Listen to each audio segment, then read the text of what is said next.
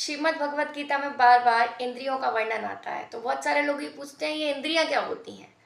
कृष्ण भगवान कहते हैं ये इंद्रियां बहुत बलवान होती हैं, इसीलिए अकेले में एक लड़की को अपने पिता, भाई और बेटे के साथ भी नहीं रहना चाहिए, और अकेले में एक लड़के को अपनी माँ, बहन और बेटी के साथ भी नहीं रहना चाहिए। तो ये इंद्रियां क्या होती हैं? तो इंद्रियां दो प्रकार की होती हैं, एक होती हैं ज्ञान इंद्रियां और एक होती हैं कर्म इंद्रियां।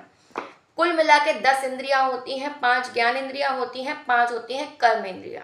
जिनके द्वारा हमें ज्ञान प्राप्त हो तो वो ज्ञान इंद्रियां हैं, और जिनके द्वारा हम काम करते हैं वो काम वाली इंद्रियां हैं। ठीक है, 5 कर्म इंद्रियां और 5 ज्ञान इंद्रियां। अब कर्म इंद्रियां क्या है? तो हाथ, पैर, मलमूत्र की 2 क्रिया, हाथ पैर ये 2 क्रियाएं हो गई, और कंठ जिससे हम बोलते हैं। ठीक है, हाथ पैर मलमूत्र की 2 क्रिया और कंठ ये हो गई 5 कर्म इंद्रिया जिनके द्वारा हम काम करते हैं।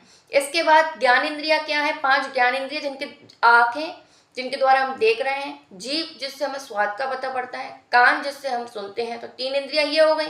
और उसके बाद त्वचा जिससे हमें स्पर्शन का पता पड़ता है, चीज खुरदुरी है, सॉफ्ट है, कैसी है। ठीक है, इसके बाद क्या है? कान, हमने कौन कौन सी चीजें देखी, और नाक। ठीक है, नाक से हमें सूंघ के पता पड़ता है चीज का जो स्मेल है वो कैसी है। ठीक है, तो जैसे मान लीजिए दाल को टेस्ट कर रहे हैं तो दाल को की स्मेल आ रही है कि किसी सब्जी में प्याज डली है कि नहीं, तो ये सारी चीजें हमें स्मेल के द्वारा पता पड़ जाती है। ठीक है, तो ये 5 ज्ञान इंद्रियां जिसके द्वारा हमें ज्ञान प्राप्त होता है। ठीक है, इंद्रियों के द्वारा हमें बाहरी विषयों जैसे रूप, रस, गंध, स्पर्श और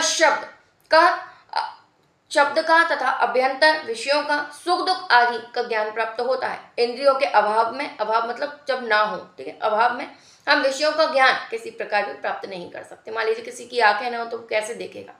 तो ये जो इंद्रियां होती हैं ये बहुत बलवान होती हैं, हमें इस पर रोक लगानी पड़ती है। जब हम अपनी इंद्रियों को वश में कर लेते हैं तभी हम अपने सब चीज़ों को वश में कर सकते हैं। अगर जिस इंसान ने अपनी इंद्रियों को वश में कर लिया उसने सब कुछ कर लिया, मतलब ये समझ लो उसने पूरे संसार को जीत लिया। इसलिए इंद्रियों को वश में करना बहुत ज़रूरी होता है। ये इंद्रियां बहुत बलवान होती हैं। राधे राधे।